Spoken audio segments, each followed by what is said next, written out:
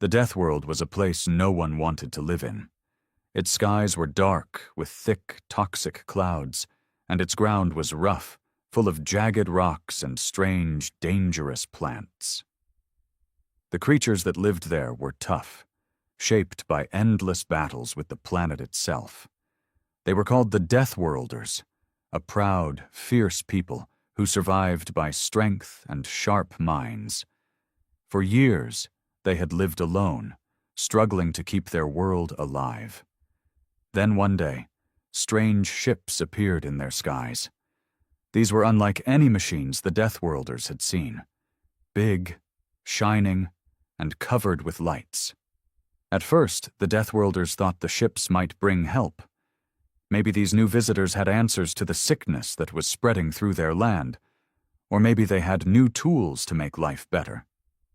But the humans who stepped out of those ships were not what the Deathworlders expected. They came with cold eyes and weapons that could tear through mountains. The humans spoke words about aid and friendship, but their actions told a different story. They brought machines that could destroy forests and dig deep scars in the earth. They carried weapons that made the ground shake and the skies scream. The Deathworlders watched in fear and confusion. Their world was dying, and instead of friends, they had enemies. The humans called their big ship the Ark of Salvation, but to the Deathworlders, it became the Ship of Death. Wherever the humans went, life withered. The plants that once fed the Deathworlders turned to dust, and the animals either ran away or fell silent forever. A young Deathworlder named Kyle stood at the edge of his village, looking at the burning horizon. He had heard stories from the elders about humans, how they came from a distant blue planet called Earth, how they had conquered many worlds before. But none of those stories warned of this kind of cruelty.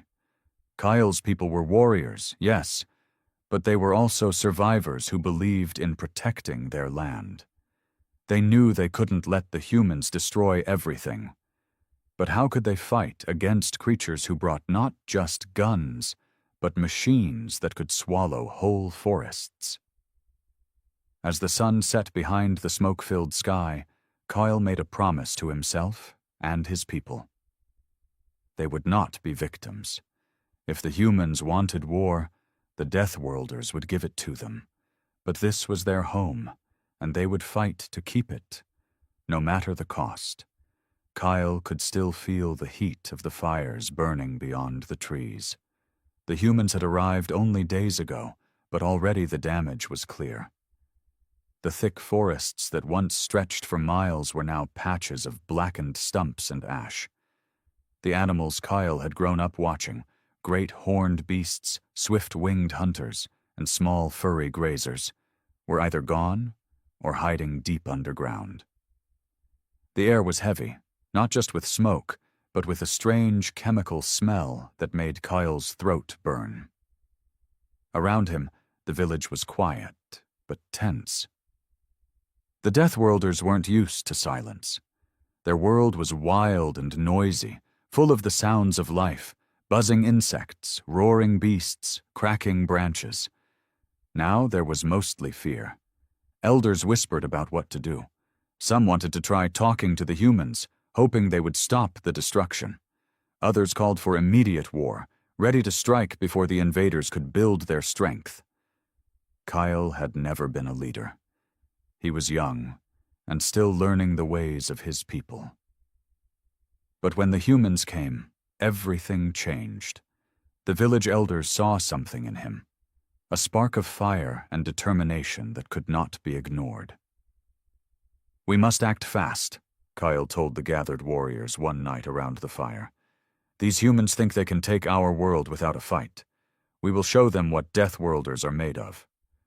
One of the older warriors, Brack, shook his head. "They have weapons that burn through stone and machines that swallow forests. How do you propose we fight against that?" Kyle's eyes burned with a fierce light. "We fight smart. We know this land better than they ever will. We will use the caves, the traps, the shadows. We will make their machines break. We will strike where they least expect." The warriors nodded slowly. They had seen the destruction too, and many felt the same anger growing inside them. Kyle's words gave them hope, but the humans weren't slow to respond. Days after the first fires, the ship of death had landed deep in the forest near the river. It was a giant, dark metal beast that hummed and roared like thunder. From it poured waves of soldiers wearing armor that gleamed like stars, their faces hidden behind smooth helmets. The humans didn't speak to the Deathworlders much. Instead, they moved quickly, setting up machines that tore at the earth and machines that sent loud, sharp blasts into the air. Kyle watched from the trees as the humans began building something. It looked like a factory, but much bigger and more dangerous than anything the Deathworlders had ever seen. It was a place that would produce more machines, like the ones destroying their forests, machines that could dig deeper, fly faster, and kill harder. That night, Kyle's heart burned with anger and fear. The humans didn't just want the Death World. They wanted to control it, reshape it, and crush anything that stood in their way. Kyle called for a secret meeting deep in the caves where his people hid during storms. Only the bravest warriors came. They sat in a circle, their faces hard and eyes sharp. "We must strike now," Kyle said, "before they finish building their factory. If we destroy it, we cut off their power." A young woman named Syra, known for her skill with the bow, nodded. "I have scouts watching the humans' movements. They shift guards during the night. That's when we can move." Kyle smiled briefly. "Good. We'll hit them at the weakest moment. Quiet, fast, and deadly." The plan was simple but dangerous. A small group of warriors would sneak into the humans' camp at night, find the heart of the factory, and set fire to the fuel stores. It was a risky move. If caught, they would be killed. But Kyle knew that waiting meant losing everything. On the night of the attack, the sky was thick with clouds, blocking out the stars. The warriors moved silently through the shadows, hearts pounding. The forest seemed to hold its breath. Kyle led the group, moving past sleeping guards and giant machines. The humans had built high walls around the factory, but the Deathworlders knew secret paths. They slipped through a narrow gap between two machines and found themselves inside the dark heart of the factory. The smell of oil and metal was strong. The room was filled with tanks of fuel, pipes, and strange glowing machines. Kyle took out a small fire starter, a gift from an elder, and lit a piece of cloth. They set it against the fuel tanks and quickly slipped back into the night. The fire spread fast, lighting up the factory with bright, angry flames. Alarms screamed, and the humans rushed out, shouting orders. The Deathworlders vanished into the forest as the humans fought to save their machines. For the first time since the humans arrived, Kale felt hope. Their fight was not over, but the humans had been hit hard. The next days were a blur of battle and survival. The humans retaliated with fury, sending patrols deep into the forest. But Kale's warriors were ready.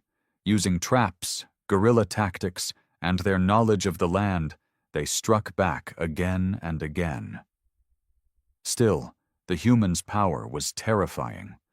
They brought more machines, bigger weapons, and new soldiers every day. Kyle watched as his people suffered. Homes burned, friends lost, the land scarred beyond repair. One night, after a fierce fight near the river, Kale sat alone on a rock, staring into the dark water. His hands were bruised, his body tired. The fight was brutal, and it seemed endless. But even in the darkest moments, Kale's spirit refused to break. He thought about the promise he made, to protect his world at any cost. This was more than a fight for survival. It was a battle for the soul of the Death World itself. And the humans? They didn't come as saviors. They came as destroyers. But Kale would show them what it truly meant to fight for a home. The battle raged on, but now it had turned into a war of patience and cunning. The humans, with their heavy machines and endless supplies, controlled the open ground. But the Deathworlders, led by Kyle, fought from the shadows. They used the thick forests, the winding caves, and the deadly swamps as their weapons. Kyle had become a legend among his people. His bravery inspired the warriors, and his sharp mind helped them survive the humans' relentless attacks. But Kale knew it wasn't enough to fight alone. The humans' machines could tear through trees, crush rocks, and burn the land. If they didn't find a way to stop the humans' power source, the Deathworlders would lose everything. Late one evening, Kyle sat with Sira and Brack around a small fire. The night was quiet, except for the crackling flames and the distant calls of strange creatures.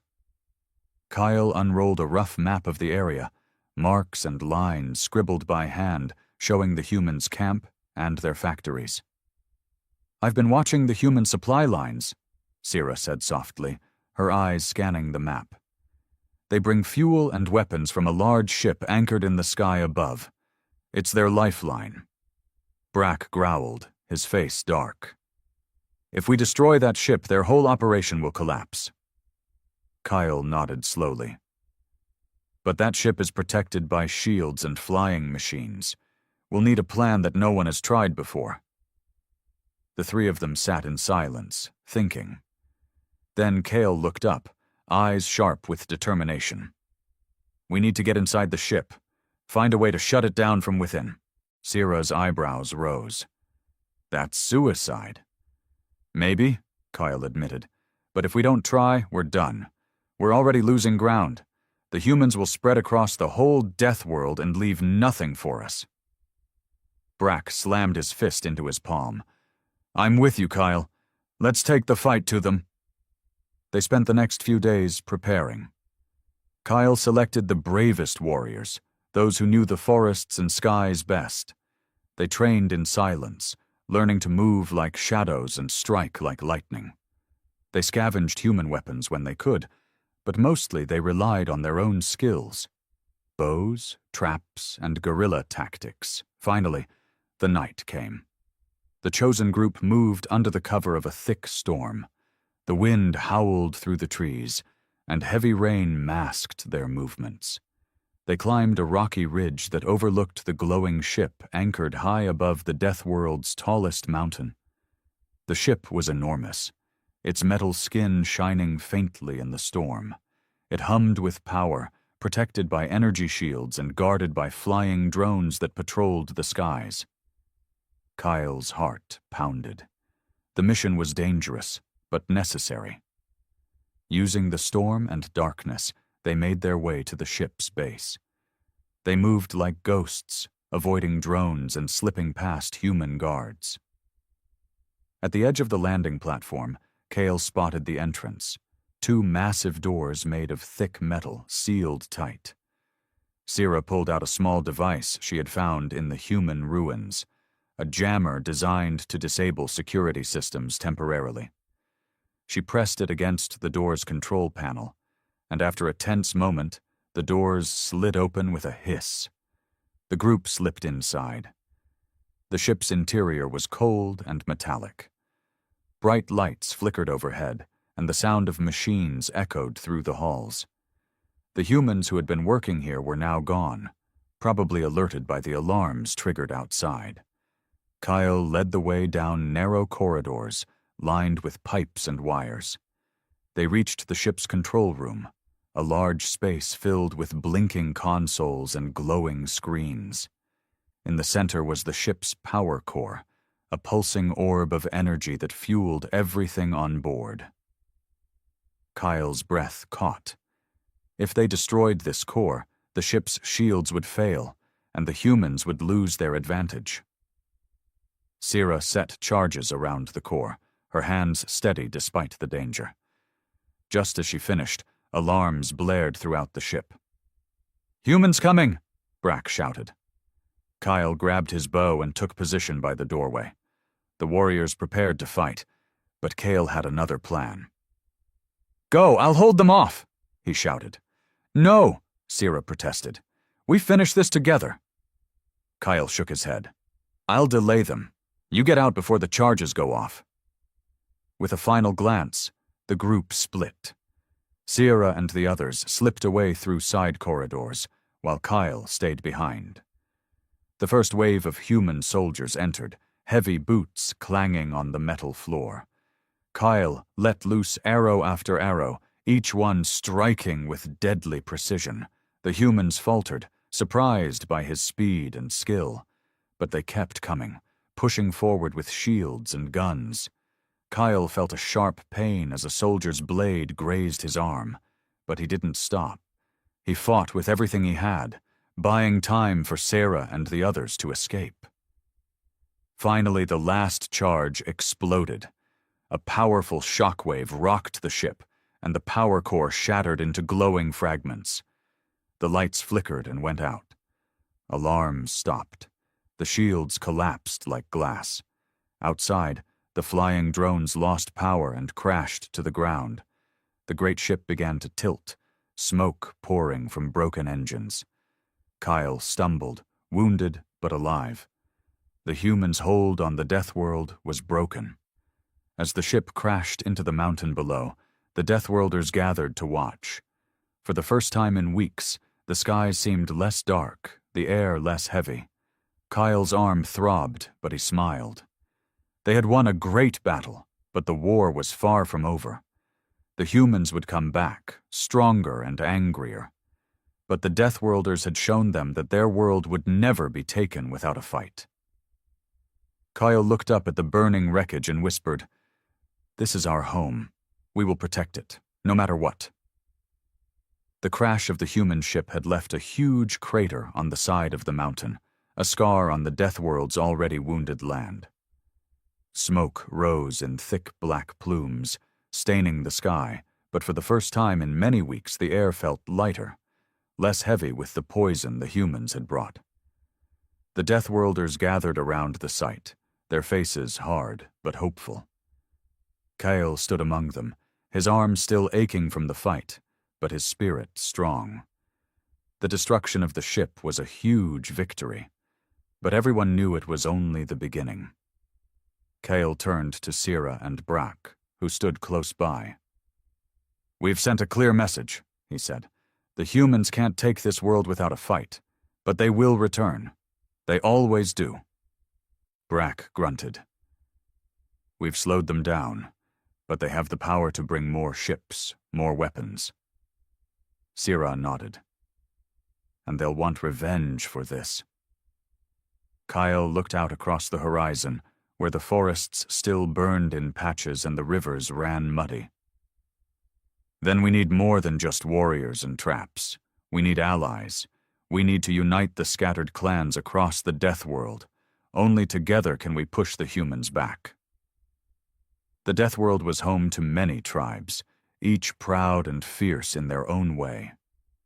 But years of isolation and constant struggle had kept them divided. Some saw the humans as a distant threat. Others believed they could negotiate peace. Few had the courage or hope to believe they could fight and win. Kyle's words sparked something in the hearts of the warriors gathered there. They knew the fight was bigger than any one village. Over the next weeks, Kyle traveled through the rough lands, crossing dangerous swamps and jagged mountains, visiting distant clans. Some welcomed him with suspicion, their leaders doubtful of the young warrior's cause. Others tested him with challenges, fierce duels and riddles, to see if he was worthy of their trust. But Kale did not waver. He spoke not just of war, but of hope, of a future where their children could live without fear, where their lands could heal. Slowly, the clans began to listen. The largest clan, the Iron Claws, lived in the rocky highlands to the north. They were fierce fighters, known for their strength and stubbornness. Their leader, a giant named Gorak, had never trusted outsiders. When Kale arrived, Gorak met him in a circle of stone, surrounded by his warriors. The air was thick with tension. "You come asking for unity," Gorak said, his voice low and rough. "But what do you offer? We've seen humans destroy our lands before. Why should we fight for your cause?" Kale stepped forward, meeting Gorak's gaze. "Because the humans will not stop until they own everything. If we stay divided, they will pick us apart one by one." Gorak looked at Kale for a long moment, then nodded slowly. "You speak true. I will join you, but know this. If you fail, it will be your head." Kyle bowed his head. "I understand." With the Iron Claw's support, the other clans began to follow. The Death World, once broken and divided, was beginning to unite against a common enemy. Back at the village, the new alliance brought fresh energy. Warriors trained together, sharing skills and weapons. Hunters taught each other to track and trap the humans' machines. Shamans sought ways to heal the poisoned land. But the humans were not idle. From the wreckage of the ship, they rebuilt their base, bringing new weapons and soldiers. They adapted quickly, learning from their mistakes. Their leaders spoke of crushing the Deathworlders once and for all. One night, Kyle stood on a cliff overlooking the humans' camp. Fires burned bright, and the sound of machines echoed in the distance. Beside him, Sira whispered, "They're preparing for a final attack." Kyle's jaw tightened. "We must be ready. This fight will decide the future of the Death World." The next day, Kale called a meeting of all clan leaders. They gathered in a hidden valley, surrounded by towering trees and roaring waterfalls. The air was thick with tension and determination. Kyle spoke clearly. "The humans will come with everything they have. We cannot stand against them alone. We must fight as one, warriors, hunters, and shamans united." The clans agreed, their voices rising in a fierce chant. They had found strength in unity. For days, they prepared. Warriors sharpened their weapons, hunters laid traps, and shamans worked their ancient rites. Kyle walked among his people, offering words of courage and hope. Then, the humans came. Their army was larger than ever before, a wave of steel and fire rolling across the Death World. Machines stomped through forests, and soldiers marched with cold precision. The battle was brutal. Kyle and his warriors fought with everything they had. Arrows flew through the air, explosions shattered trees, and the ground shook beneath the clash of metal. The Deathworlders used their knowledge of the land to strike from the shadows, ambushing the humans at every turn. But the humans fought back with relentless force, their machines cutting through the forest and their weapons tearing into the Deathworlders' ranks. Kyle found himself face to face with a human commander, a tall figure clad in shining armor. They clashed swords in a furious dance, the air filled with sparks and shouts. "You cannot win, Deathworlder," the commander sneered. "Your world belongs to us now." Kyle's eyes burned with defiance. "Not while I still breathe." The battle raged on for hours until the humans began to falter. Their machines broke down, their soldiers tired and confused. The Deathworlders' traps and guerrilla tactics wore them down. Finally, the humans retreated, leaving behind their broken machines and wounded soldiers. Kyle stood among his people, bloodied but victorious. The Deathworld was scarred, but it was still theirs. As the sun rose over the battlefields, Kyle raised his sword and shouted, "This is only the beginning. We will never let our home fall." The clans cheered, their voices echoing across the wild lands. The humans had come with a ship of death, but the Deathworlders had brought something stronger, hope, courage, and the fierce will to survive. The war had changed everything. The humans had been pushed back, their ship destroyed, their plans shattered. But the Deathworld was far from healed. Its scars ran deep, blackened forests, poisoned rivers, and countless lives lost in the endless battle. The victory was bitter, a hard-earned moment in a war that was far from over. Kyle stood at the edge of a ravaged forest, the smell of smoke heavy in the air. Around him, his people moved quietly, tending to the wounded and burying the dead. The once vibrant land was now silent, broken. He looked up at the sky, the clouds swirling dark and thick, as if mourning the world itself. His arm throbbed where it had been wounded in the fight inside the human ship, but pain was nothing compared to the weight on his heart. The humans had retreated, for now, but they would return. They always did. With stronger ships, bigger weapons, and more soldiers, and when they came back, they would bring everything they had to finish what they started. Kyle had to be ready. The alliance of clans was strong but fragile. Old grudges still simmered beneath the surface, and some leaders doubted the fight was worth the cost. Many had lost family, friends, and homes. The fear was real, and hope was hard to hold on to. One evening, Kyle called a council. Leaders from every clan gathered in the ruins of an ancient stone circle, a place of power and history. Torches flickered, casting long shadows across weathered faces. "We have fought hard," Kyle began, his voice steady but fierce. "But this is only the beginning. The humans will return stronger. We need a new plan, one that will end this war once and for all." The leaders exchanged wary glances. "What do you suggest?" asked Gorak, the Ironclaw chief, his voice heavy with years of battle. Kyle looked around, eyes locking with each leader. "We must take the fight to their homeworlds. We cannot wait for them to destroy us here. If we strike at their centers of power, we can force them to pull back." There was silence. "How?" a young chief asked. "We are strong here, but how can we reach their worlds? The stars are far beyond our reach." Kyle nodded, expecting the doubt. "We have learned much from the humans," he said. "Their ships, their technology. We have captured pieces, studied them.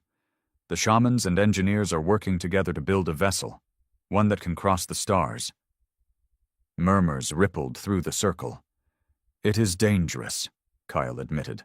"But if we do not act, we will lose everything.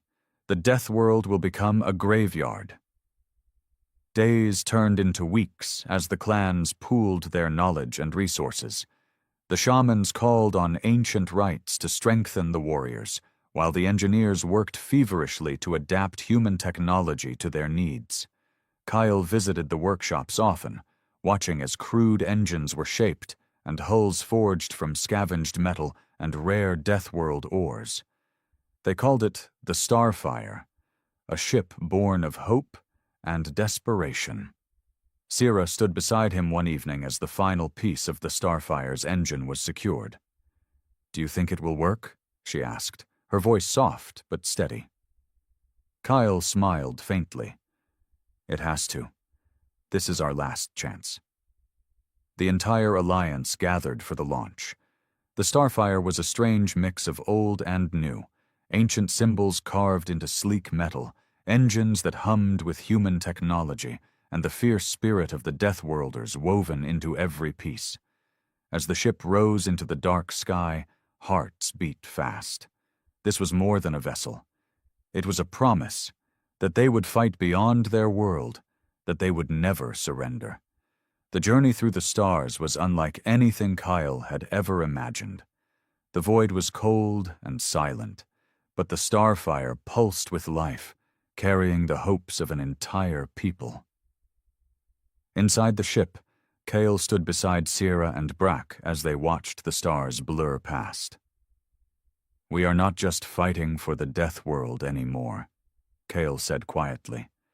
"We are fighting for every world the humans have touched, every place they have brought destruction." Sierra nodded. "And for every soul lost to their greed." The Starfire's course was set for one of the humans' closest colonies, a mining world rich with resources and heavily defended. As they approached, the ship's sensors detected vast fleets and powerful weapons.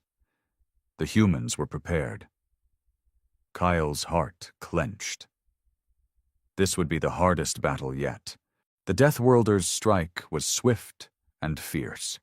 Using the cover of asteroid fields and their ship's agility, they launched a surprise attack. Their weapons, adapted from human designs and powered by their own fierce will, tore through enemy shields.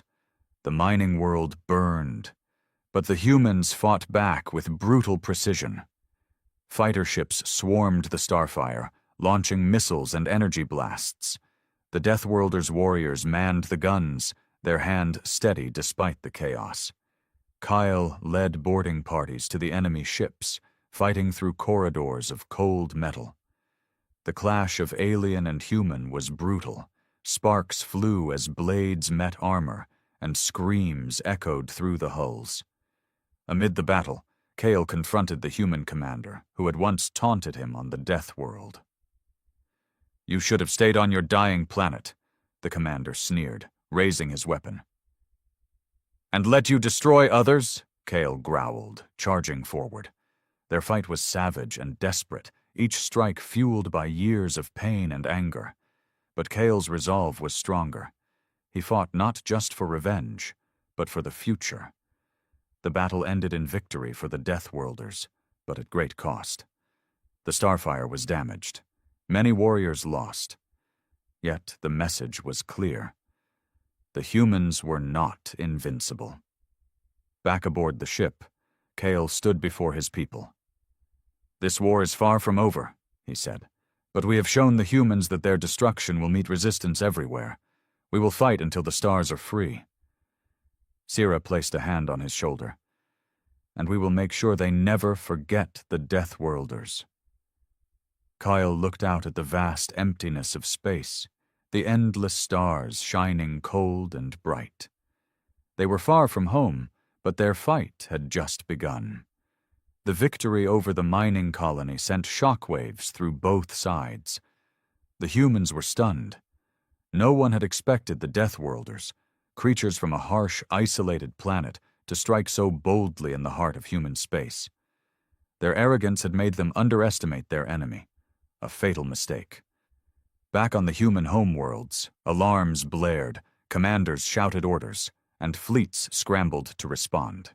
The humans poured resources into hunting down the Starfire and its warriors, desperate to crush the rebellion before it grew. But Kale and his people were not so easily defeated. The Starfire limped through space, patched and repaired by determined engineers who worked day and night. The wounded were tended by healers who whispered ancient prayers and applied strange herbal salves from their home world. Morale was high despite the hardships, because every battle won was a step closer to freedom. One evening, as the Starfire drifted near a cluster of dying stars, Kyle sat alone on the observation deck. The vastness of space stretched endlessly before him, silent and cold. His thoughts were heavy. Sierra approached quietly and stood beside him. "You look tired." Kale gave a small smile. "I am. This war is endless." She nodded, looking out at the stars. "But it is also necessary. We fight so others can live free." He turned to her. "I wonder sometimes what it would be like to live without this weight, to see peace instead of war." Sierra's eyes softened. "That is why we fight, to make that hope real." Their respite was brief. Soon, new intelligence came in. The humans were building a massive war machine, a weapon so powerful it could destroy entire planets. The Starfire changed course immediately. The Alliance called a council to discuss the threat. Leaders from all clans gathered in the ship's great hall, voices tense. "This weapon could end us all," Kyle said grimly. "If it is completed, the Death World and many other worlds will be lost." "We must stop it," Gorak growled. "But how? It will be heavily guarded." "We strike at its heart," Kale answered. "We find its builders, and we destroy their plans before they finish." The decision was unanimous. The Starfire approached the construction site, a massive space station orbiting a gas giant. The station was a fortress, bristling with turrets and shield generators. Kyle's warriors prepared for the hardest fight yet. They launched a stealth attack, slipping through defenses and boarding the station. The corridors were cold and sterile, filled with the hum of machines and the echo of footsteps.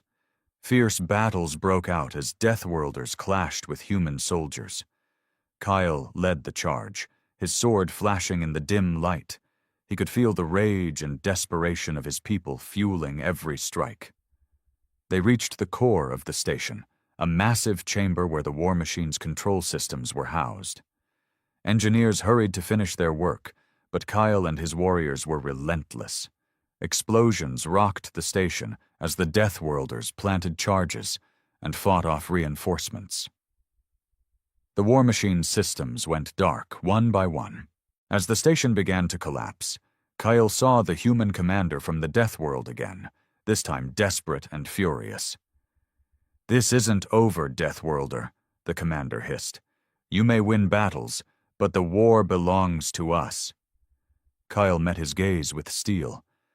"The war belongs to those who fight for their homes." The Starfire escaped the collapsing station just as it exploded in a fiery blaze. The victory was a turning point. The humans' war machine was destroyed before it could be used. The Alliance's message spread. The Deathworlders were not just survivors. They were warriors who could challenge the mightiest powers. Yet the cost was great. Many warriors had fallen, and the Starfire was heavily damaged. But Kale refused to let despair take root. "We have shown the universe what it means to fight for freedom," he told his people. "But we must remain vigilant. The humans will try again." Sira stood beside him.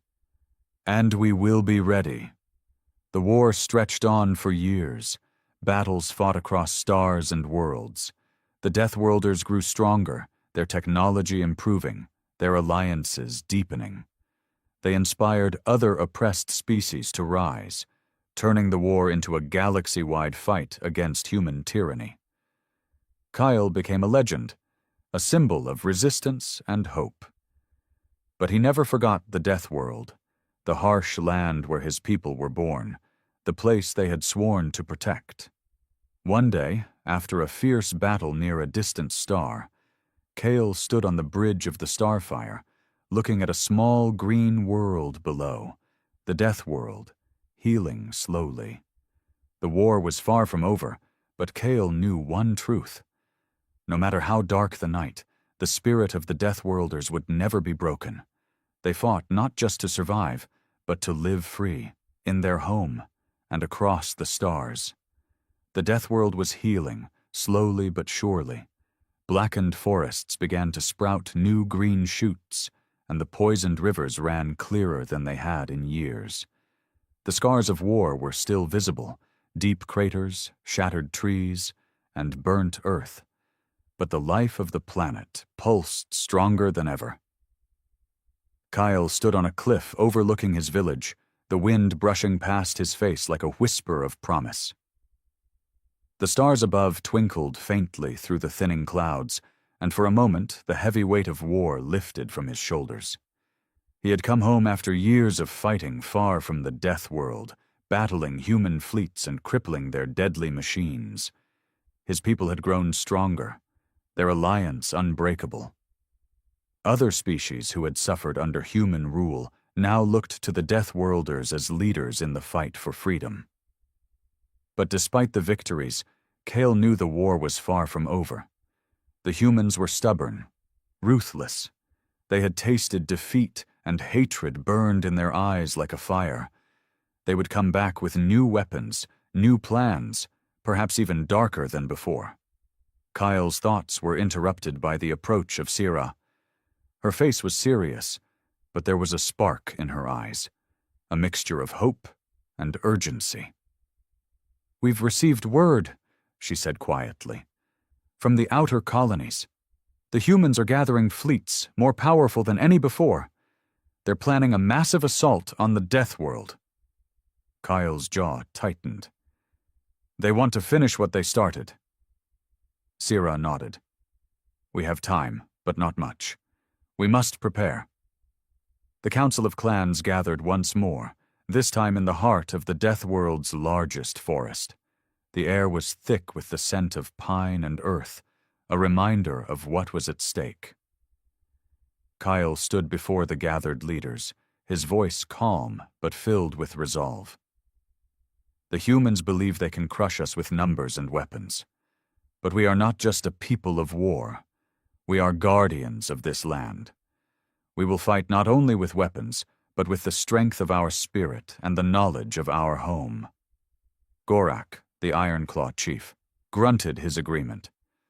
We've learned much from the humans, but the Deathworld teaches us more.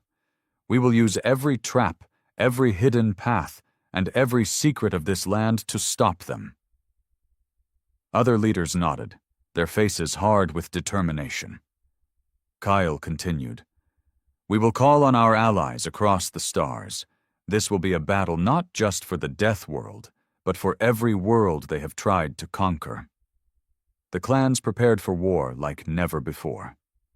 Warriors trained day and night, hunters laid complex traps in the forests, and shamans performed ancient rituals to strengthen the bond between the people and their land. As the days passed, Kyle walked the villages, speaking with families and fighters. He saw the fear in their eyes, but also the unyielding spirit. Children asked about the humans and the battles, their voices filled with both curiosity and hope. One evening, Kyle sat by a fire with a group of young warriors. They listened intently as he told stories of the early days, when humans first came with fire and steel, and how the Deathworlders had fought back against impossible odds. You are the future, Kale told them, the ones who will carry our fight forward. Remember this, we fight not just for ourselves, but for the land and all who live on it. A young girl, no older than 10, looked up at him with wide eyes. Will we win? Kale smiled gently. We will fight until we must, and that is the true meaning of victory. The night before the expected attack, the Deathworld fell into an eerie silence. The air was heavy, and even the animals seemed to hold their breath.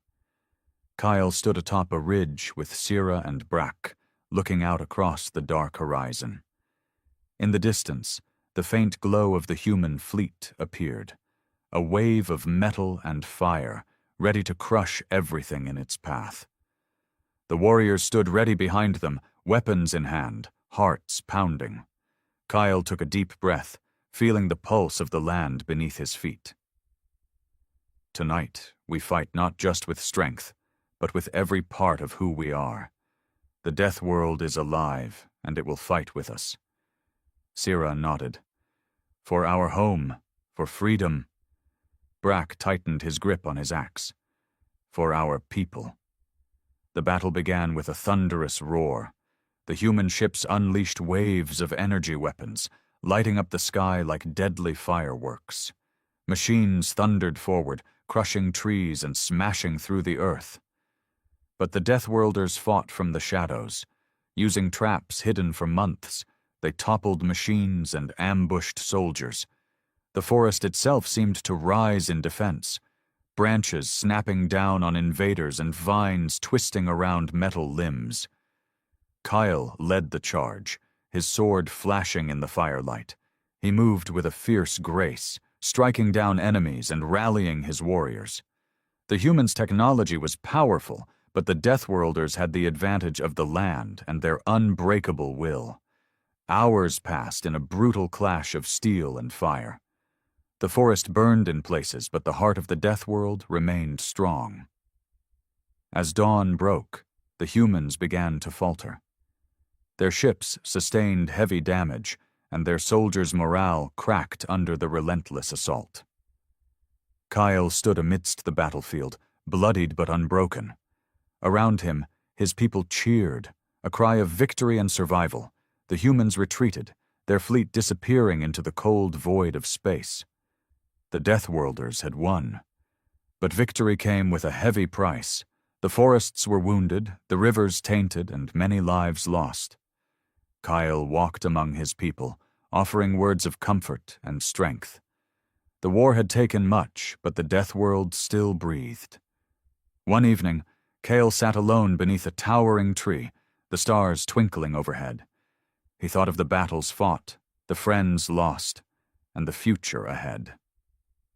Sira joined him silently, sitting beside him. "We have come far," she said softly. Kyle nodded. "But the war is not over. The humans will return, and we must be ready." Sira looked at him with steady eyes. "We will be. Together." Kyle smiled, feeling the weight lift just a little. The fight was endless, but so was their spirit. The Death World was alive, and so were its people. The victory over the human fleet left the Deathworlders with a rare but fragile peace. The skies cleared slowly, and life crept back into the forests. But the scars of war ran deep in the hearts of Kyle and his people. The losses they had suffered were heavy, and the threat of the humans' return loomed like a shadow that refused to fade. Kyle stood atop the highest peak near his village, gazing out over the vast wilderness stretching below. The wind tugged at his dark hair, whispering through the trees as if carrying the voices of those who had fallen. He closed his eyes, breathing in the sharp scent of pine and earth, grounding himself in the land he loved. Years of fighting had aged him beyond his years. The fire that once burned in his eyes now flickered with a hard-earned wisdom, tempered by grief and determination. He had become more than a warrior. He was a leader, a symbol of hope for a people who refused to be broken. Beside him, Sira approached quietly, her steps light against the rocky ground. Her face was worn but resolute, marked by battles and loss, yet still full of fierce life. "The clans are gathering again," she said softly. "They want to discuss what comes next." Kyle nodded slowly. "The humans won't give up. They'll come back, maybe stronger, maybe with new weapons. We must be ready." Sira's eyes searched his. "And what if they bring something we cannot fight?" Kyle looked away for a moment, the weight of that possibility settling heavy on his shoulders. "Then we find a way to survive. We always do." The council convened in the great hall of the Iron Claw's mountain fortress, a cavernous space carved into living rock. Torches flickered along the walls, casting long shadows that danced as the leaders of the clans took their seats. The air was thick with tension, the memory of recent battles hanging heavily among them. Gorak, the Iron Claw chief, slammed his fist on the stone table. "We have fought for years. The humans have power beyond anything we imagined, but we have something they do not: our home, our will, our unity. We cannot lose that." Another leader, a slender woman named Lyra from the River Clan, spoke next. "We need new strategies. The humans adapt quickly. Their technology evolves. We must learn more, from their ships, their weapons, even their weaknesses." Kyle listened carefully, nodding. "We've gained much from what we've taken from their wreckage. But knowledge alone won't save us.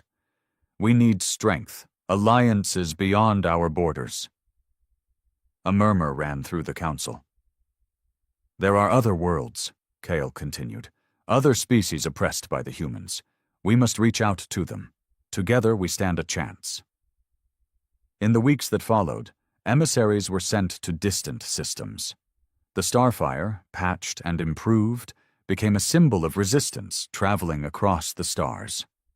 Kyle and Sira led a delegation to one such world, a place scarred by human mining, where the native species were enslaved and their environment devastated. The meeting was tense. The native leaders were wary, their distrust born of centuries of human cruelty. Kyle spoke earnestly. We are not here to conquer or command. We come as allies, survivors who fight the same enemy. Together we can resist." Slowly, alliances formed. Small at first, fragile but real. The war was growing beyond a single world. It was becoming a fight for freedom across galaxies. Back on the Death World, the people worked tirelessly to rebuild. The forests were tended, rivers cleansed with the help of shamans who chanted ancient prayers. New homes were built with the strength of many hands, and children's laughter returned to villages once silent. But beneath the surface, the scars remained. Many warriors struggled with memories too heavy to carry. Nights were haunted by dreams of fire and loss. Kyle found himself awake often, the weight of leadership pressing down like stone. One evening, Sira found him walking alone near the river. The moonlight shimmered on the water, casting silver paths. "You carry too much," she said gently. Kyle shook his head. "I cannot afford to. If I falter, so do they." Sira took his hand. "Even leaders need rest. Even warriors need hope." He looked at her, the exhaustion clear in his eyes. "Sometimes I wonder if this war will ever end." She squeezed his hand. "It will, because we fight not just for today, but for all the tomorrows." Then came the news that shook them all. A new human weapon had been discovered, a device capable of destroying entire planets in a single strike. It was still in the early stages, but the potential was terrifying. Kyle convened the council once more. The leaders gathered, faces grim. "This weapon could end everything," Kale said. "If the humans complete it, there will be no hope for us or anyone else." Gorak's voice was dark. "We must strike before it's finished." "But it is guarded by fleets and machines we cannot match head-on," Lyra cautioned. Kyle nodded. "We will need a different plan, one that uses every skill, every shadow, every ally we have." The plan was dangerous but bold. A small team would infiltrate the heavily guarded human research station where the weapon was being built. They would sabotage the project, buy time for the Alliance to prepare. Kyle chose Sira to lead the team. She was the best scout, swift and clever and fierce in battle. As she prepared to leave, Kyle pulled her aside. "Be careful," he said. "The fate of many rests with you." Sira smiled, fierce and confident. "I will not fail." The mission was perilous. Sira and her team slipped through patrols and sensors, moving like shadows through the cold, metallic halls of the station. They planted charges, hacked systems, and gathered intelligence. But the humans were relentless. Alarms blared, and soldiers poured in to stop them. In the chaos, Sira fought with everything she had, her mind sharp and heart steady. They escaped just as the charges detonated, sending shockwaves through the station and destroying critical parts of the weapon. The victory was a blow to the humans, but it came at a cost. The team lost several members, and Sira herself was wounded. Back on the Death World, the Alliance prepared for what they knew would be the war's final phase. The humans would come with everything they had, desperate to crush the rebellion. Kyle stood before his people, his voice strong. "We have fought with fire and steel, with shadow and storm. Now we fight for the future, for our homes, for our freedom, for the right to live." The warriors cheered, their voices rising like thunder. The Death World was scarred but alive, its people unbroken. And as the stars blazed above, Kyle knew that whatever came next, they would stand together, unyielding, fierce, and free. The air was thick with anticipation. Months of preparation had led to this moment, the inevitable clash that would decide the fate of the Death World and countless others who dared to defy the humans. Kyle stood among the gathered clans, his gaze sweeping across faces hardened by war but burning with hope. Children who had never known peace, now looked up to their warriors with quiet pride, and elders whispered prayers to the ancient spirits of the land. Sira approached, her steps steady despite the wound still healing on her side. "The scouts report the fleet is approaching," she said softly. "Larger than anything we've faced before." Kyle nodded, swallowing the weight of that truth. "They bring everything. Their machines, their weapons, their merciless will. But we have something they will never understand. The Death World spirit." The battle lines were drawn along the forest's edge, where the twisted, burning trees met the scorched earth. Traps lay hidden beneath thick leaves. Ambush points were prepared with silent precision. The shamans moved through the camps, whispering blessings that seemed to weave through the very soil and air. The first wave came with a roar. Ships descended, unleashing fire and steel that tore through the trees. Machines stamped forward, their cold metal legs crushing everything in their path. Human soldiers poured from the dropships, their armor gleaming beneath the toxic sky. But the Deathworlders did not break. From the shadows, they struck. Arrows flew swift and true, flames rose from hidden pits, and vines animated by the shamans lashed out like living weapons. The ground itself seemed to rebel, swallowing machines whole and breaking the march of the invaders. Kyle fought at the forefront, his sword a blur of motion. Each swing carried the fury of years of loss and the hope of countless tomorrows. Beside him, Sira moved like a ghost, her bow singing death to any who dared approach. The battle was brutal and unrelenting. Explosions shattered the forest's silence. Cries of pain and defiance echoed across the land. The humans unleashed new weapons, energy blasts that seared the earth, drones that hunted with ruthless precision. But the Deathworlders adapted quickly. Kale's mind raced, coordinating strikes and defenses. He saw warriors fall, friends lost, but also the unbreakable will that drove his people forward. The humans had strength, but the Deathworld had heart. Hours stretched into days. The war waged with a relentless fury that tested every soul. In the midst of the chaos, Kyle found himself face to face with the human commander who had taunted him years ago, the same one who had narrowly escaped death on the starship. The man's eyes burned with hatred and a desperate hunger for victory.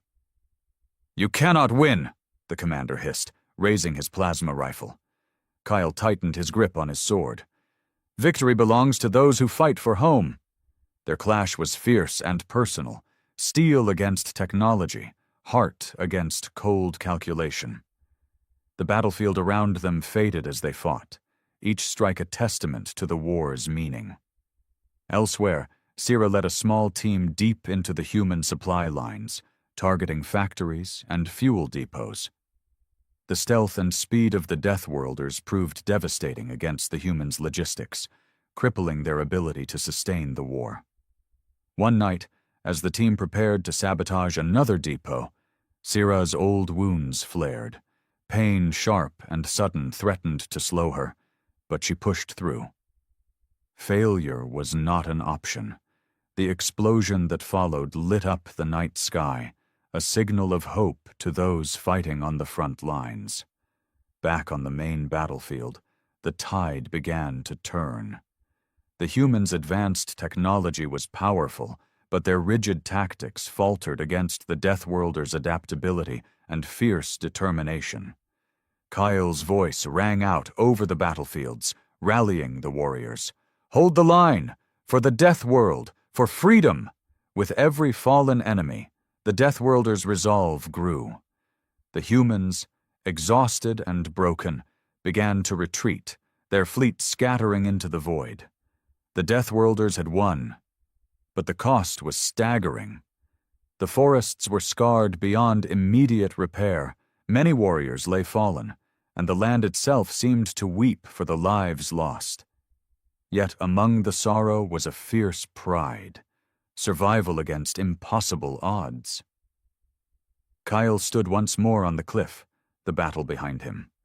Sira joined him quietly, her injury healed but the weight of war still evident in her eyes. "We fought not just to survive," Kyle said softly, "but to ensure the death world lives free." Sira nodded. "And our fight will inspire others. This is only the beginning." As dawn broke, casting golden light across the healing land, Kyle felt something he had not in years, a fragile, shimmering hope. The humans would come again, perhaps with new horrors, but the Deathworlders would be ready, united, fierce, and unbroken. They were more than survivors. They were guardians. The war had lasted longer than anyone had imagined. Years of bloodshed, loss, and sacrifice had carved deep scars into the death world and into the souls of its people. Yet, through every dark night and every brutal battle, Kyle and his people held fast to a single truth, that their home, their spirit, was worth fighting for. Now, standing atop the cliffs where he had often watched the horizon, Kyle felt the weight of that long journey settle upon him. The sky above was clearer than it had been in years, the stars shining bright and pure. The poisoned clouds had begun to lift, revealing the familiar constellations his ancestors had known. Around him, the death world stirred. New shoots pushed through the ash, rivers ran clearer. The air held a fresh, earthy scent that spoke of healing. Kyle's people gathered below, warriors, hunters, shamans, children, and elders, all united. They had rebuilt their homes, nurtured their lands, and forged alliances that stretched across the stars. They were no longer isolated survivors, but leaders in a growing resistance against oppression. Sira approached, her face calm and warm, carrying the quiet strength that had been a pillar through the darkest times. "We've come far," she said softly. "More than I ever hoped." Kale smiled, the lines on his face deepening with the years of battle and hope. "But this is only the beginning. Our fight has inspired others. The humans are no longer invincible. They fear us now." She looked out across the gathering crowd. "We've shown them that the spirit of the death world cannot be crushed." The Alliance had grown into a formidable force, rallying species from countless worlds who had suffered under human conquest. Together, they had driven the oppressors back from many systems, reclaiming freedom where there was once only fear. Kyle and Sira had become symbols, not just of war, but of resilience and unity. Their names were whispered across galaxies, stories told of the small, fierce people from a harsh world who refused to bow. Yet even in victory, Kyle knew peace was fragile. "The war may be over here," he told the Council of Allied Leaders, "but the fight for justice will continue. We must build a future where no world lives in fear." The leaders nodded, understanding the truth behind his words. Freedom was not given. It was fought for again and again. As the sun set on the death world, painting the sky in shades of gold and purple, Kale stood beside Sira at the edge of the great forest. The fires that had once threatened to consume their home were now replaced by glowing lanterns hung among the trees, symbols of life and remembrance.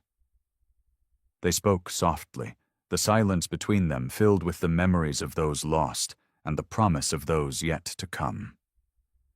"We've paid a heavy price," Sira said, "but we survived, we endured." Kale reached out, taking her hand.